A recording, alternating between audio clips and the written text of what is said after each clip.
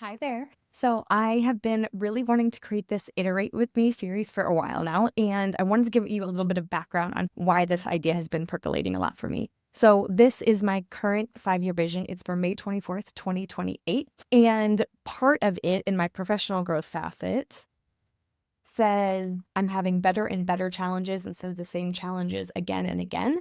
Back when I worked at Zingerman's, one of the co-founders, Ari, he always talked about that as a mark of a great visionary, is that instead of having those same problems that you find yourself talking about and thinking about and trying to fix over and over and over, you are continually growing and evolving. And so you still have challenges, but now they're better challenges.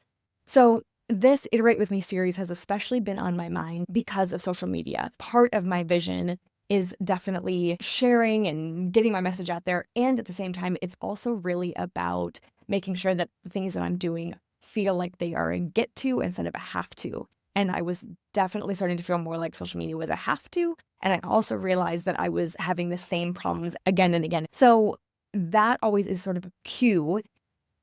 If I'm feeling that, then that's again, okay, like it's time to iterate, because I don't want to just keep grinding on this same problem and tiny tweaks here and there. I clearly need to zoom out and look at the bigger picture and take a different tack. In the past, I felt like a little allergic to social media. Like that's just not, I don't have social media personally. That's just not where I want to be. At the same time, I know that I want to share this tool of visioning that I've been so incredibly fortunate to learn in my life. I want to share with other people. But what I realized is that it actually made me feel super overwhelmed and super anxious. And I started pinning my definition of success to optimizing everything. When we talk about vision, your vision is your definition of success at a specific point in the future, not anyone else's definition. And so I realized I was taking on someone else's definition of success. And rather than just getting things out there, it was actually holding me back from getting anything out there at all. And so I wanted to shift my definition of success to what it says in my vision, things that feel like I get to, not have to, things that feel like they are really me and the way that I actually communicate with people.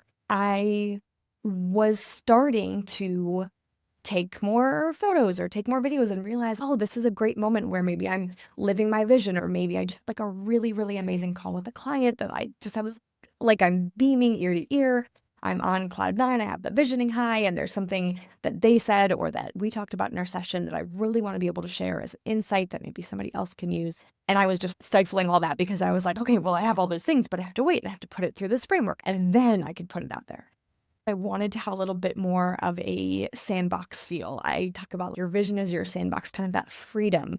And so I wanted to create that in the way that I was putting things out there. There's this line in my vision that's actually for my personal growth facet, but it definitely fits in here. And it's just that smoothing out some long-held friction and creating more flow. And so I realized that I wanted to experiment with using Substack because I feel like it is much more spontaneous, and I can capture photo, I can capture videos, I can capture just a quick thought without feeling like I am over processing it, without feeling like I'm really self-editing, and build that muscle of just get it out there, just share, share, share. And the feeling of sharing experiences instead of creating content is definitely, that to me feels like a get to, not have to.